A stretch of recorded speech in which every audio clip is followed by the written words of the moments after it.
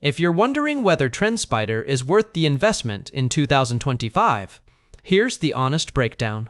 TrendSpider is known for its AI-powered automated analysis, like auto-drawing trend lines, Fibonacci levels, candlestick patterns, and its unique raindrop charts that show volume distribution within price bars.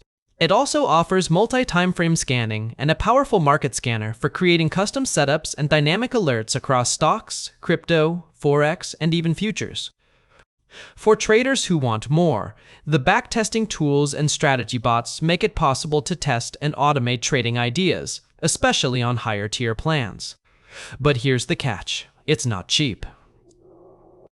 Pricing starts around $89 a month, and while discounts are available if you pay annually, the full suite of features can get expensive.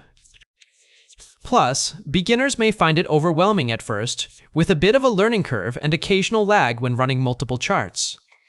That said, many traders swear by its automation, saying it helps them analyze faster and trade with more confidence. Bottom line, if you're serious about trading and want advanced tools, TrendSpider is worth it. But if you're casual or budget conscious, the cost might outweigh the benefits. Like, subscribe, and drop your questions in the comments.